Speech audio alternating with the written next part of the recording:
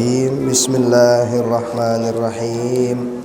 Assalamualaikum warahmatullahi wabarakatuh.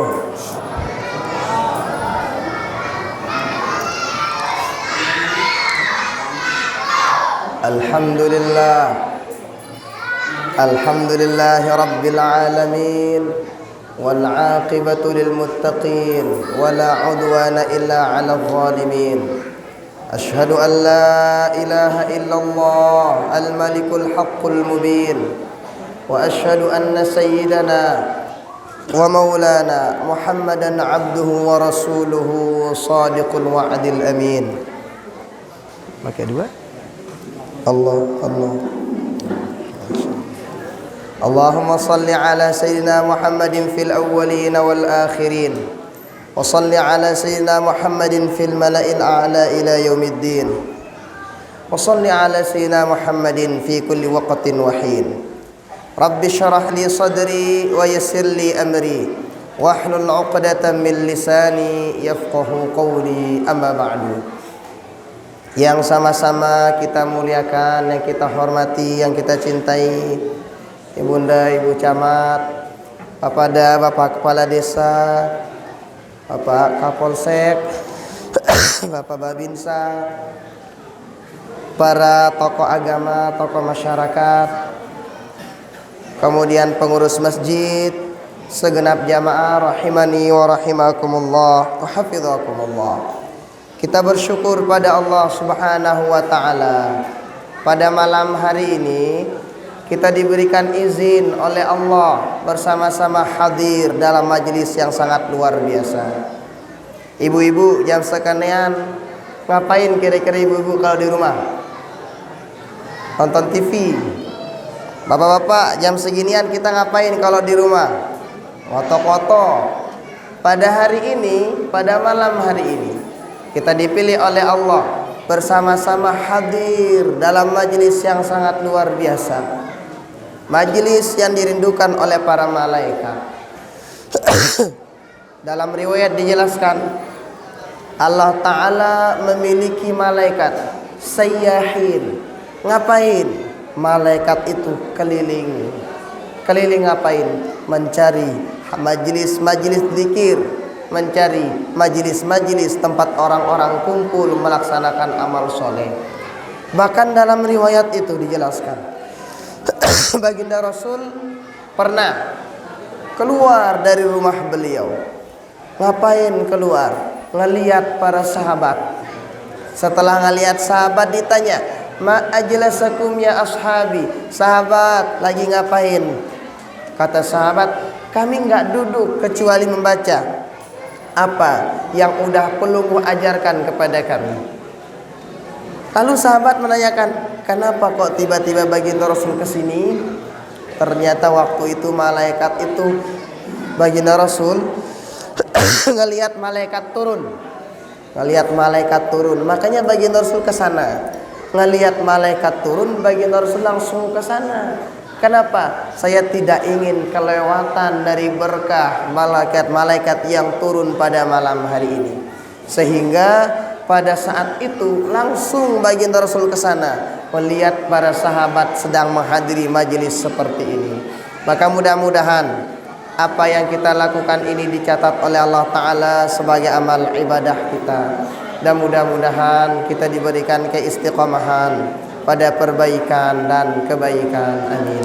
Salawat beriring salam kita diakan kepada Baginda Rasulullah sallallahu alaihi wasallam dengan ucapan Allahumma salli ala Sayyidina Muhammad wa ala ali Sayyidina Muhammad. Dijelaskan dalam suatu kitab bahwa ada seorang orang ini meninggal dunia. Ini orang perempuan cantik luar biasa. Dia meninggal dunia. Ketika meninggal dunia, ibunya meminta kepada seorang syekh, "Wahai Tuan Syekh, saya pengen ngelihat anak saya yang meninggal kemarin. Kira-kira tempatnya di surgakah ataukah di neraka?" Tiba-tiba malam itu dikasih ini baca. Benar. Malam itu dibaca. Tiba-tiba ini ibu nyumpah sama anaknya. Ketika jumpa sama anak beliau, ini ibu langsung kaget. Kenapa kaget? Yang sebelum meninggal dunia ini anaknya cantik banget. Ternyata dalam mimpi anaknya lagi disiksa di dalam kuburnya. Ini orang kaget. Setelah itu ternyata karena kaget, biasanya orang kalau mimpi yang tidak biasanya langsung kebangun karena kagetnya. Ini juga bangun langsung karena kagetnya.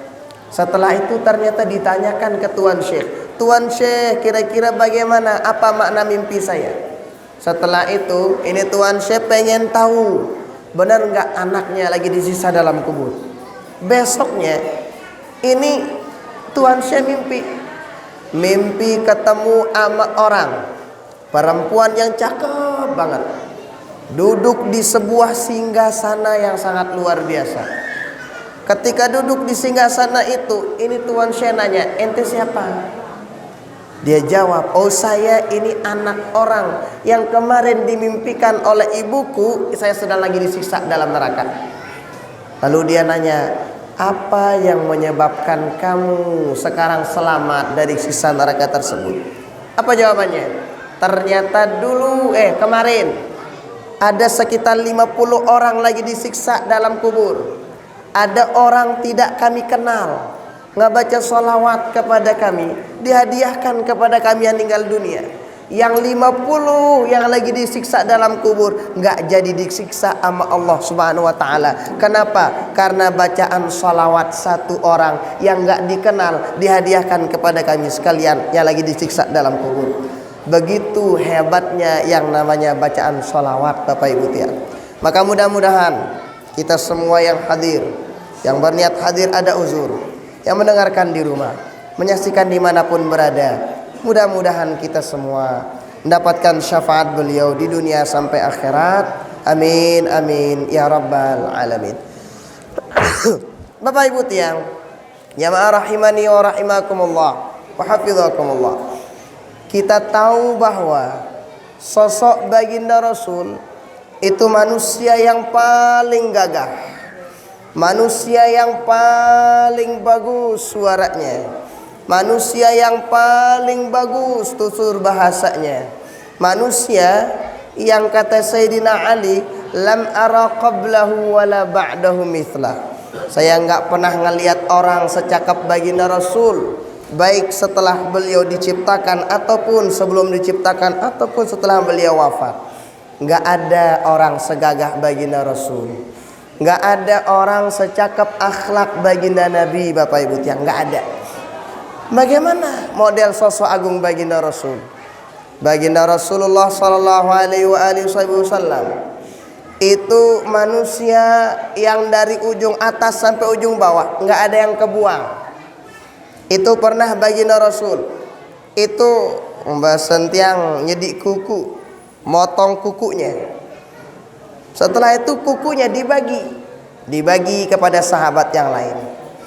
Ada seorang sahabat, ini kukunya baginda Rasul disimpan dalam lemari. Disimpan dalam lemari nih kukunya baginda Rasul. Lalu dia wasiatkan kepada anaknya, wahai anakku, besok kalau saya meninggal dunia, itu di lemari ada saya simpan kukunya baginda Rasul. Ambil itu, taruh di mata saya yang 2, amat taruh di bibir saya 1. Ngapain kata anaknya? Itu kuku untuk apain Bapak? Apa kata bapaknya? Li'utsabbita bihi, supaya nanti ketika saya ditanya sama malaikat mungkar nakir, supaya saya lancar ketika menghadap pertanyaan mungkar nakir. Kenapa? Pengen keberkahan dari kuku sosok agung baginda Rasulullah Sallallahu Alaihi Wasallam. Ini sosok agung baginda Nabi, Bapak Ibu tiang. Kuku beliau aja itu disimpan sama para sahabat. Kenapa? Pengen dapat keberkahan dari baginda Rasul. Bahkan kadu yaqtatiluna ala wudu'i Rasulillah Sallallahu Alaihi Wasallam. Sahabat itu kalau baginda Rasul lagi wudu, nggak ada air wudu baginda Rasul yang jatuh ke bawah. Kenapa? Sahabat berebutan pengen ngambil air bekas wudu baginda Rasul. Bahkan ada sahabat yang nggak dapat air wudhu baginda Rasul. Itu sahabat yang udah habis di jenggotnya digituin, diambil air itu diginiin jenggot sahabat. Kenapa? Yang penting dapat bekas air wudhu baginda Rasulullah Shallallahu Alaihi Wasallam. Sosok yang sangat luar biasa. Nggak ada seorang pun yang kayak beliau, nggak ada. Bahkan tuh dijelaskan yang namanya baginda Rasul itu air ludah beliau itu jadi obat. Air ludah beliau, air semburan beliau itu ngebikin orang lagi cakep. Itu ada seorang sahabat nih, ini sahabat nih umurnya udah 60-an tahun. Yang namanya orang udah 60-an tahun pasti udah beda cakepnya. Yang perempuan cantiknya beda. Cantik iya, tapi ada bedanya. Tapi ini ada orang cakepnya kayak umur 17, umur belasan tahun. Padahal nih umurnya 60-an tahun, cakepnya tetap. Ditanya, "Woi, ente kenapa cakep banget? Apa kira-kira resepnya?" Oh, dia kasih tahu, dulu ketika kecil saya pernah main-main air sama baginda Rasul. Ketika main air sama baginda Rasul, disemburin sama Rasul gitu. Kalau bahasa saya disempru itu anak. Nggak sengaja baginda Rasul kena muka anak ini. Ketika kena sama muka anak ini sama semburan baginda Rasul, itu yang menyebabkan ini orang sekalipun umurnya udah 60-an tahun tetap negagah. Kenapa? Udah dapat sempruan dari baginda Rasulullah Sallallahu Alaihi Wasallam. Artinya apa Bapak Ibu tiang? Ternyata air sempruan dari baginda Rasul lebih mahal daripada kosmetik manapun. Air sempruan baginda Rasul lebih cakep dibikin daripada mau pakai apa aja di muka bumi. Gak ada seperti itu.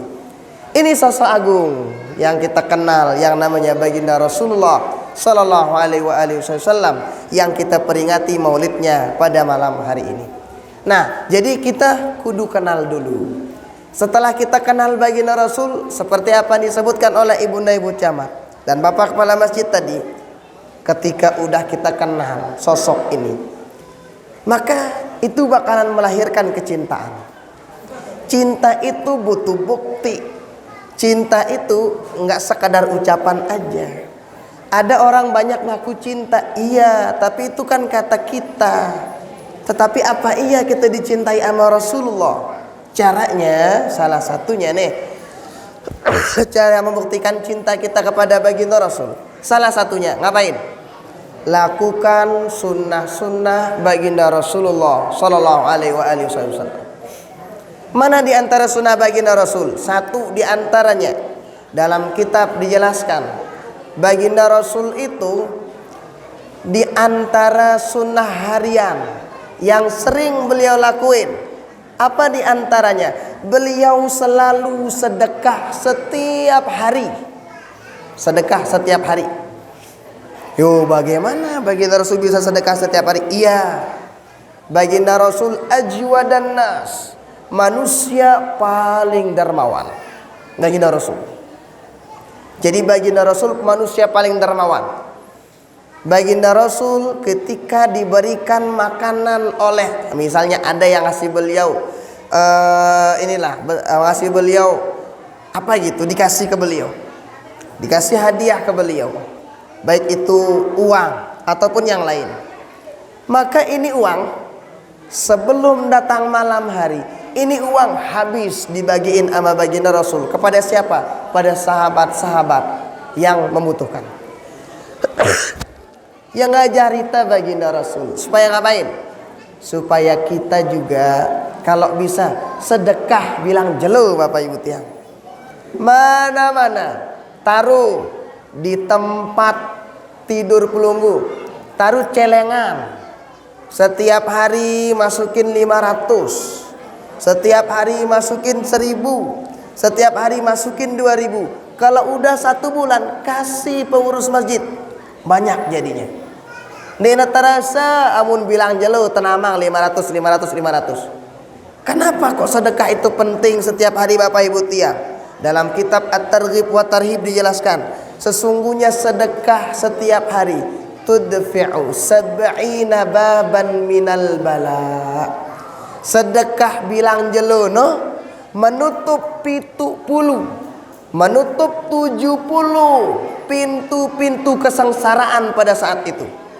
Bayangin, sedekah bilang jelu setiap hari itu menutup 70 pintu bencana. Kalau hari itu misalnya ini orang bakal kena bencana, nggak jadi kena bencana. Kenapa? Udah sedekah tadinya subuhnya. Nah, begitu caranya. Nah, jadi sedekahnya enggak susah-susah amat. Nah, seperti yang tadi kita dengar, misalnya 100.000 satu bulan. Kalau pengen itu ringan, maka setiap hari masukin 2.000, masukin 5.000, insya Allah enggak berat. Dan itu diantara sunnah baginda Rasulullah Sallallahu Alaihi Wasallam. Seperti itu baginda Rasul ngajarin kita, terutama sedekah sebelum subuh. Kenapa sedekah sebelum subuh itu luar biasa? Itu ada satu Ali Zainal Abidin, keturunan baginda Rasulullah Sallallahu Alaihi Wasallam. Beliau setiap sebelum subuh keliling mencari rumah-rumah warga yang itu notabene-nya nggak ada. Ngapain itu Ali Zainal Abidin? Ngapain? Sedekah. Setiap sebelum subuh beliau taruh gantusan kurma dan lain sebagainya di depan rumah orang-orang tidak mampu. Setelah itu ternyata beliau meninggal dunia. Ini nggak diceritain. Jadi nggak ada yang tahu gitu, orang-orang miskin ini yang ngasih, nggak ada yang tahu, ini yang ngasih nggak ada. Setelah beliau meninggal dunia, 1-2 hari nggak ada bingkisan di depan rumah-rumah orang tersebut. Orang-orang nanya, ternyata kira-kira yang ngasih ini siapa ya? Nggak ada yang tahu. Baru setelah itu ditahu ternyata yang ngasih bingkisan setiap harinya itu sosok Ali Zainal Abidin, salah satu keturunan baginda Rasulullah Sallallahu Alaihi Wasallam, yang mencontohkan bagaimana kepribadian encitnya baginda Rasulullah Sallallahu Alaihi Wasallam. Sang dek tebau, mungkin nggak bisa setiap pagi kita begitu. Paling tidak taruh di rumah-rumah kita itu celengan kecil yang itu kita masukin setiap hari 500 nggak berat insya Allah Bapak Ibu tiang. Apalagi sekarang kita tahu nih, kita lagi ngebutuhin apa dan sebagainya untuk masjid kita bareng-bareng. Maka ini contoh dari baginda Rasulullah Sallallahu Alaihi Wasallam. Yakinlah Bapak Ibu tiang, yang namanya orang sedekah itu enggak bakalan ngurangin rezeki, enggak. Itu pasti dibayar sama Allah Ta'ala. Bahkan ketika baru berniat sedekah, Allah udah ganti dengan ganti yang lebih banyak. Dalam Al-Quran surah Al-Baqarah juz 3 kalau nggak khilaf, mathalul ladzina yunfiquna amwalahum fi sabilillah kamathali habbatin ambatat sab'a sanabil fi kulli sumbulatin mi'atu habbah. Dalam Al-Quran dijelaskan, orang sedekah 10.000 itu menumbuhkan satu pohon yang ada 7. Pitu luwih bewena membasentia. Yang satu ini itu tuh menumbuhkan 100. Berarti yang 1.000 yang perlu masukin, Allah ganti 70.000 pada saatnya nanti. Ini nih orang sedekah. Tapi ingat, kalau udah sedekah jangan banyak cerita. Urus sedekah 1.000 loh, bilang gang tono bercerita, nggak usah, diam. Itu Allah sama kita aja yang tahu. Ntar Allah bakalan kasih yang luar biasa. Ini ada satu kisah nih. Ini kisah yang sangat luar biasa. Ini ada orang nih, seorang bos lah. Ini orang ini bos. Dia keren gitu. Jadi seorang yang sugi kaya raya. Tapi dia diponis sama dokter. Dokter memponisnya lah, nih ruan tadaknya penyakit pelungguh nih. Kurang lebih 6 bulan jiun. 6 bulan mati. Setelah itu, ini dia ada pembantu dari Indonesia. Di tanah Arab lah. Ini ada pembantu di Indonesia datang ke rumahnya cari rezeki. Setelah datang pembantu ini, ternyata ada yang aneh dari pembantu ini. Selama beberapa minggu di rantauan itu, di rumah bos ini ada yang aneh dilihat sama bosnya. Mohon maaf, ini pembantu ini, mohon maaf, Mbak Sentiang nenyugulang air susuna setiap jelung. Kenapa? Ini pembantu ini pergi merantau. Ngapain? Kenapa? Baru nadakuan baru lahir anaknya 1 minggu. Ya pun lalu bilin anaknya merantau. Karena ada panggilan pergi nyari rezeki, dia pergi. Tinggalin. Ditanya, ente kok baru datang 2 minggu? Kan kenapa kok lama-lama di jeding? Ini pembantu jujur.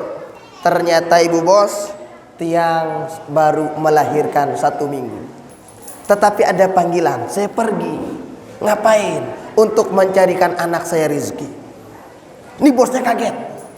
Lalu kemudian setelah itu bosnya, ya udah, benar nih ente punya anak baru 1 minggu. Iya. Setelah itu ini anaknya.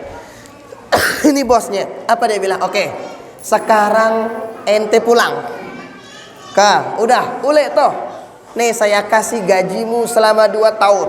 Baru 2 minggu dikasih gaji 2 tahun. Ini dikasih gaji 2 tahun. Ternyata benar, ini pembantunya pulang ke rumahnya di Indonesia. Kenapa disuruh pulang? Dia tahu anaknya lagi butuh ASI.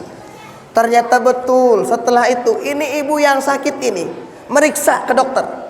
Ketika meriksa ke dokter, dokternya bingungnya luar biasa. Yang kemarin diponis nggak sampai 6 bulan mati ini ibu ini. Ternyata ini ibu ini dokternya bingung banget. Apa yang dibingungkan? Ternyata penyakit yang udah diperiksa itu tiba-tiba hilang. Ditanya, apa obat inam dengan atau ana? Obat apa yang perlu gue minum? Gak ada katanya.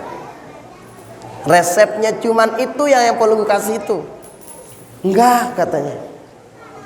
Terus apa? Oh, dia ingat. Waktu itu ada pembantu saya yang saya suruh pulang.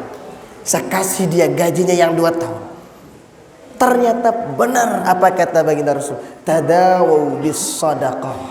Apa artinya? Silahkan berobat menggunakan sedekah. Ada yang sakit misalnya, oh nggak ketemu obatnya, coba obati dengan sedekah. Ini orang udah dibuktiin. Ada saya punya temen nih, teman saya dulu ketika mahat. Dia nih diponis sama dokter, sekat dapat yang anak nih ngono ya. Susah katanya dia punya anak.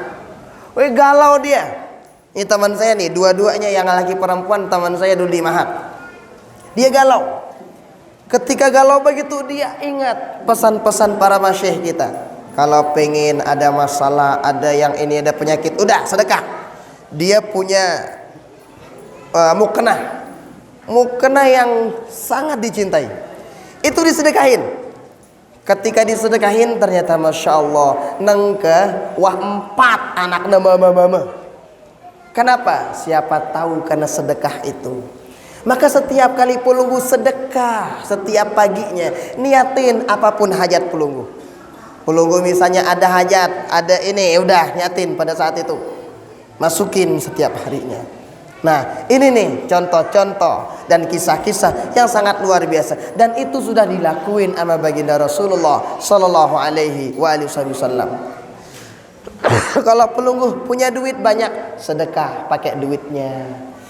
Kalau ada, kita nggak ada duit, apa yang kita punya? Ada ilmu, sedekah pakai ilmunya. Kita nggak ada ilmu, kita nggak ada tenaga banyak, sedekah pakai tenaganya. Kita nggak ada tenaga, kita udah sedekah, mana-mana pakai senyum, itu juga sedekah. Aku bapak-bapak nak keruan, so itu senyum mendah deh. Jangan semua balu tuh ada bersenyum. Nah, jadi itu yang pertama. Yang kedua, sunnah baginda Rasul sallallahu alaihi wasallam. Apa itu diantaranya? Baginda Rasulullah sallallahu alaihi wasallam, di antara sunnah beliau dawamul wudu. Baginda Nabi mau kemana aja beliau tetap dalam keadaan berwudu. Pelunggu mau kantor, wudu dulu. Pelunggu mau bobok tidur, wudu dulu. Pelunggu mau kemana? Ke pasar, wudu dulu. Oh ini ada tugas nih, wudhu dulu. Kenapa bapak-bapak ibu-ibu ya? Orang yang dalam keadaan berwudu selalu dibarengi sama naungannya para malaikat. Pelunggu yang nyari rizki dalam keadaan berwudu, itu Allah murahkan rizkinya. Pelunggu misalnya ke kantor dalam keadaan berwudu, beda ke kantornya sama orang yang tidak dalam keadaan berwudu. Pelunggu tidur dalam keadaan berwudu, padahal pada ini tertinduk doang nih bareng-bareng, tapi beda nilai tidurnya orang yang berwudu sama yang nggak wudu, bapak ibu tiang. Apa bedanya? Dalam kitab karangan Imam Al-Ghazali, Bidayatul Hidayah, yang disyarahkan oleh Imam An Muhammad Nawawi Al-Jawi, itu ada di kitab itu dijelaskan, orang yang tidur dalam keadaan berwudu, dalam keadaan berwudu, itu dua malaikat Allah utus baginya. Ngapain? Yastaghfirani lahu hatta yastayqidha. Ini malaikat gawena malaikat sino. Malaikat itu mengistighfarkan orang-orang yang tidur dalam keadaan berwudu. Apa kata malaikat? Allahumma ufir li 'abdika fulan fa innahu bata tahira. Ya Allah, ampuni dosa salah nih hambaku yang tidur dalam keadaan wudu. Itu malaikat berdoa. Bayangin gimana enaknya kita tidur dalam keadaan berwudu. Kita tidur dapat istighfar dari malaikat, kan enak banget tuh. Sampai kapanpun kita bangun, jam 5 duras sampai jam 5 istighfar malaikat. Tapi jangan bikin alasan lo jam bolu kuras kena telat-telat kena gana suwe malaikat istighfar, jangan. Tapi ini sebagai sesuatu yang sangat luar biasa. Kenapa? Kadang mohon maaf, kadang ngarak dengan bilang kelam nggak pernah lupa gosok gigi, lagu wudu lupa. Ada orang bilang kelam kencing tetap sebelum tidur, tapi gosok gigi lupa. Ada ibu-ibu kadang bilang kelam pakai beginian, wudu lupa. Oh, jangan sampai begitu. Kenapa? Bayangin tuh enaknya diistighfarin sama malaikat, bapak ibu ya. Misalnya gimana? Kadang ada ibu-ibu nanya, kita udah wudu, tapi ini suami bergodet-godet dengan mudi. Peluk nih sida. Gimana kira-kira? Aku wudu sini, ngenukis sida. Atau gimana? Atau sida awet tangannya, tarik tangannya, dia peluk sida. Kenapa? Yang penting awalnya udah wudu. Terserah setelah itu mau kentut mau apa, yang penting awalnya aja wudu. Nah, nih mau kemana aja wudu, bapak ibu tiang. Kenapa? Keberkahan orang-orang yang berwudu beda sama yang nggak wudu. Mau kemana aja? Pelunggu mau ke pasar, pelunggu dijaga sama malaikat di pasar. Kita tahu pasar itu salah satu tempat yang tok dengan girang begeju. Tetapi kalau pelunggu wudu ke pasar, insya Allah dijaga sama Allah Ta'ala. Kita nggak tahu tuh pasar ada orang yang kadang jual barang haram dan sebagainya. Tapi kalau udah wudu ke pasar, insya Allah dijaga dari membeli barang-barang yang nggak jelas. Pelunggu mau ke kantor, bertugas jadi polisi jadi itu, Allah jaga. Kenapa? Udah wudu dari rumah. Makanya ini penting, terutama pelunggu yang setiap hari pergi kemanapun, hendaknya bentengi diri dengan salah satu di antara benteng yang diajarkan sama baginda Rasul. Apa itu? Dawamul wudu. Nah, toh berikutnya sunnah-sunnah baginda Rasul yang berikutnya apa? Baginda Rasul salah satunya ngebangun masjid dan memakmurkan masjid tersebut. Kita tidak mau kayak ada orang yang bikin keranda mayit. Kita nggak mau ini masjid kayak keranda mayit. Apa karena keranda mayit sih no? Ada orang siaran gorong batang basentia yang namanya keranda mayit. Banyak yang bikin, yang masuk satu aja. Siapa yang masuk? Itu mayitnya. Ada sekadang masjid, ketika gotong royong selapu hadir. Ketika udah jadi seke dua isinya. Jangan begitu. Ada PR yang lebih penting yang perlu kita untuk barang-barang tanamkan dari sejak sekarang. Ketika masjid ini udah dibangun dengan baik, Maka PR kita berikutnya Bapak Ibu tiang, mari kita makmurkan masjid ini bareng-bareng. Bareng-bareng. Oh, serah anak ngaji, ya ini silakan dia ngaji. Bayangin, kira-kira kita dapat pahala nggak nyerah anak kita ngaji? Dapat. Baginda Rasul menjelaskan, man jahaza ghaziyan faqad ghaza. Orang yang menyerahkan anaknya ngaji, anaknya baca Quran 1 huruf dapat 10 pahala. Dia di rumah ngopi-ngopi dapat pahala 10. Oh, hebatnya orang yang ngaji-ngaji itu dapat pahala. Begitu juga pelunggu yang udah nyumbang di masjid ini dapat pahala. Banyak bonus kita. Nah, makanya Bapak Ibu tiang, ini masjid bukan sekedar untuk sholat saja, enggak. Tetapi di antara fungsinya seperti yang disebutkan oleh ketua masjid tadi, untuk mendidik generasi-generasi kita ke depan. Syukur kita kalau ada masjid si ribut anak-anak, itu syukur. Kenapa? 15 tahun, 20 tahun ke depan anak-anak si ribut-ribut nih ya ngisi masjid nih. Tapi kalau ada masjid nih narak babek ribut, hati-hati, itu tanda 20 tahun ke depan maka nggak ada yang bakalan ngisi masjid ini. Makanya saya syukur sekalipun nih adik-adik kita nih, biarin itu dunia mereka, biarkan main-main. Bagu muni dah si tawa aja na main-main, papa dengan jin sholat aja berterbak sesidah. Kenapa? Itu kan bukan dunia sih dah. Nah begitu. Makanya ini nih masjid. Nih, di samping itu untuk sholat, maka tadi udah disampaikan fungsi-fungsinya oleh pengurus kita. Ini PR kita bareng-bareng. Bagaimana memakmurkan masjid kita. Baginda Rasul, sesibuk apapun beliau selalu menyempatkan diri sholat berjamaah. Tepat waktu lagi. Mau jadi apa misalnya? Sebut aja semuanya. Baginda Rasul jadi itu. Tetapi baginda Rasul mencontohkan bagaimana untuk menjaga sholat yang 5 waktu. Nah, di samping itu juga kita didik anak-anak kita bagaimana mencintai masjid. Sahabat dulu dididik anaknya. Anaknya nggak paham apa-apa, iya, tetapi anaknya dibawa ke masjid. Ngapain? Dengar ceramah baginda Rasul.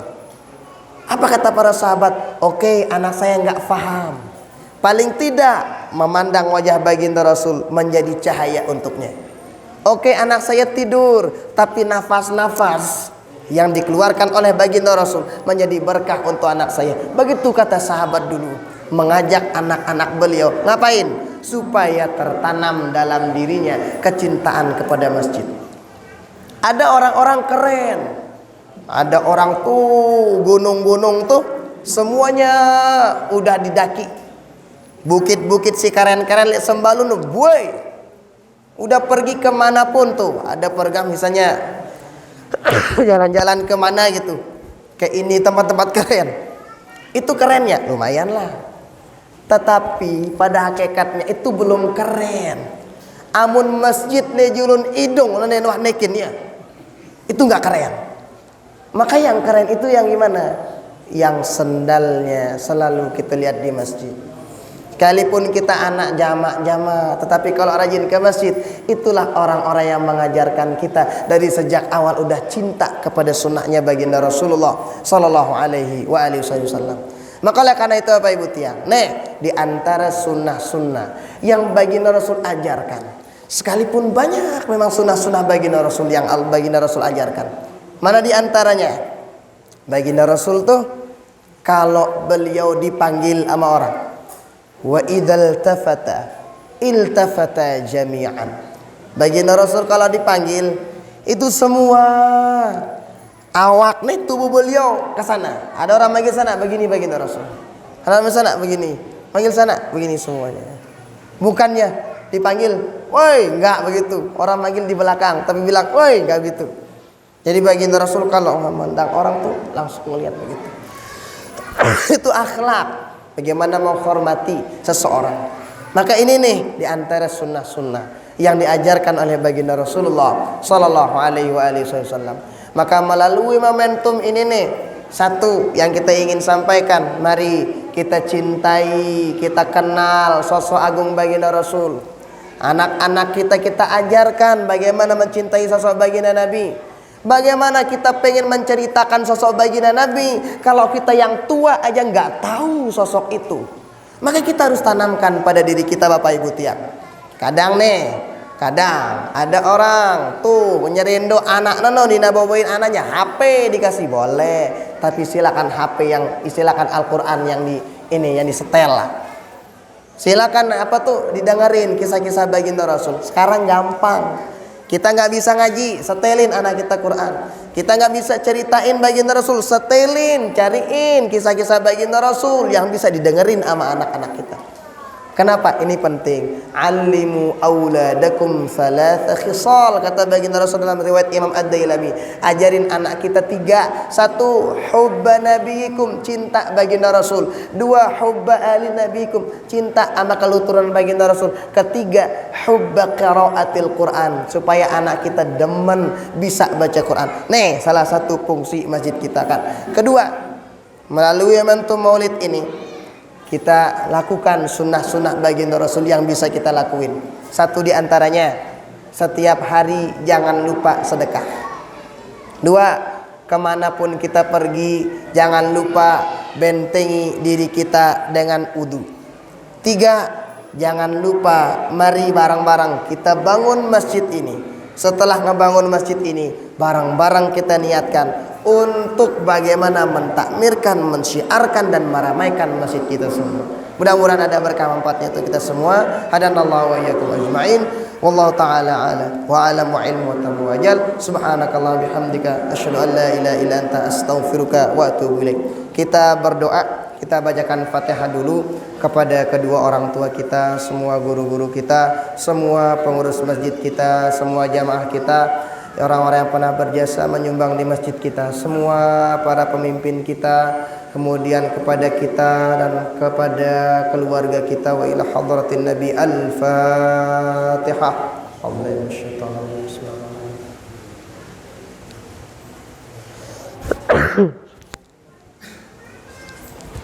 A'udzu billahi minasyaitonir rajim. Bismillahirrahmanirrahim. Alhamdulillahi rabbil alamin. Wassalatu wassalamu ala asyrafil anbiya'i wal mursalin sayyidina maulana Muhammadin wa ala alihi wa ashabihi kiram ajma'in. Allahumma ij'al jam'ana hadha jam'an mubarakan marhuma wa tafarruqana min ba'dihi tafarruqan barakan hasanan ma'suma. Allahumma arzuqna kamalal mutaba'ah wal mahabbah lin nabi sallallahu alaihi wasallam zahiran wa batina fi 'afiyatin wa salamatin rahmatika ya rabbal alamin. Allahumma anzil rahmata wa ni'mata wa sihhata wal maghfirata wa syafa'ata السلامة علينا. اللهم إنا نسألك خير هذه الليلة وخير ما فيها وخير ما قبلها وخير ما بعدها، ونعوذ بك من شر هذه الليلة، شر ما فيها، شر ما قبلها وشر ما بعدها. ربنا آتنا في الدنيا حسنة في الآخرة حسنة وقنا عذاب النار. ربنا هب لنا من الصالحين، ربنا هب لنا من الصالحين، ربنا هب لنا من الصالحين. صلى الله وسلم على سيدنا محمد والحمد لله رب العالمين. والسلام عليكم ورحمة الله وبركاته.